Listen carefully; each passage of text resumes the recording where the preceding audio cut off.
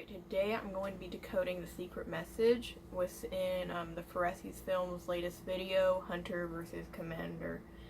Now, if you don't know, I'm a fan of their channel, and I love all their hidden messages. I got my own Nerf gun.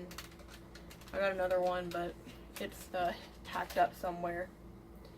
Now, I feel like if I were to unpack the whole video, it would take forever, so I'm just going to do the basic and main message of the film.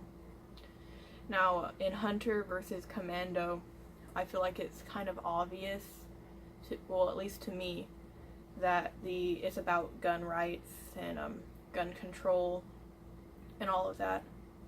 The Hunter clearly symbolizes the people who are pro-guns, pro-weapons, and the Commander is the government. Now, for those who don't see this connection, I'll go on and explain.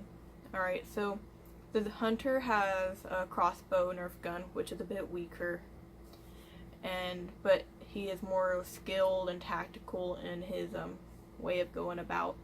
Now, what you may think when you watch the video is why they're fighting.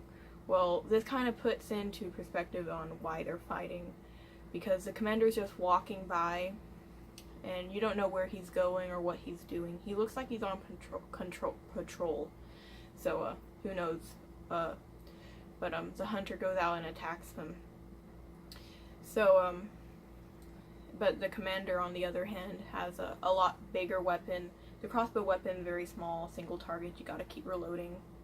And the Commander weapon is just, you know, goes many shots, a lot more stronger. But throughout the whole time, the Commander is losing the gunfight because he only has an advantage because of the weapon, but the Hunter has such more technical skill and stuff. Like, you can see him doing rolls and other going up into the trees, all that other stuff. So a lot of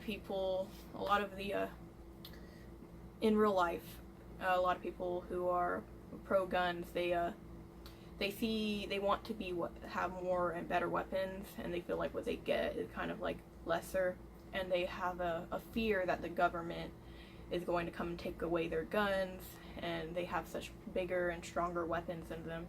And I feel like that is shown through the dynamic between the Hunter and the Commando. Alright, so during the fight, they're fighting a lot, and it's a really long, and they have this neat thing that I feel like symbolizes something. I'll explain. But they go on, and then it's 1 hour later. Now, I feel like to them that shows like this debate between people who are pro-guns and people who want to take away their guns the debate's going to go on for a long time. So first they set up the dynamic between the Hunter and the Commander, and then they expend like their thoughts of it. Alright, more about the Commander is that obviously symbolizes the American government. They're not talking about Spain, they're talking about problems here in America, and you can tell by the mask that he is wearing. Alright, so about 1 hour later. Now, they don't really say anything until around 2:25, and that is when the Hunter decides to remove his weapons. He gets rid of his weapons, takes off his tactical vest, all of that, and then he goes ahead and charges to fight the government, or the Commander in this case. So let's see here. Now, the Commander, who obviously symbolizes the government, he doesn't purposely give up his weapons. It falls out of his clip falls out of his gun.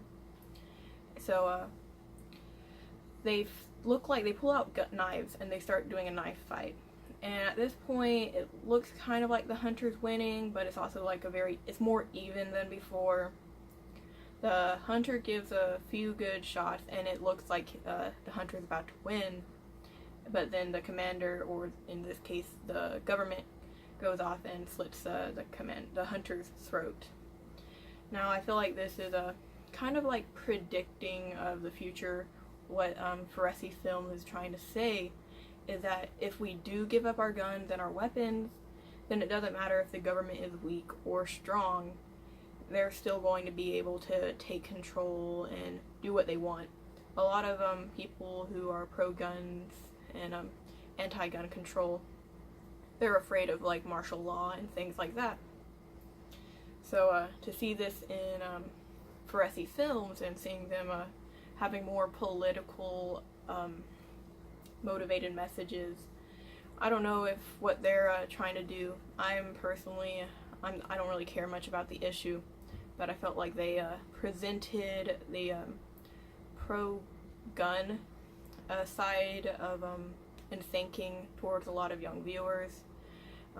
I want to say a few things that isn't related to their video, but just in general, it's kind of sad that YouTube has taken away the right to comment on their videos, because I only became a new fan, so I posted comments on a few of their videos before it was disabled, so that's pretty sad. But on to the hidden messages and more of that. To go ahead and talk more about it, there's just too much to unpack in an actual video. But past videos, they had more things that were just generalized, like a little bit of history here and there, and like they had a few religious things, so nothing political like this. So I felt like it was very I don't know how I feel about this video, but it was very enjoyable to watch. Alright, so I feel like it did portray the views of pro-gun people. I'd like to see another one where it was maybe the hunter, maybe a pro-gun control video come out. Who knows, it could be a lot more fun. Or it could just maybe be a duo set, like maybe another commander versus hunter, where the hunter wins after getting out of control because they're getting all the weapons. That would be pretty neat. But it's their production, so I'm not going to push my ideas upon them. Alright, so that's the end of this video. I suggest you go see Fioresi films. I have a link down in the bottom. I suggest that you watch that before this. I should have told y'all in the beginning, but you know, if you're watching a review of Fioresi films, you probably watched the video already. Alright, don't forget to like, comment, and subscribe.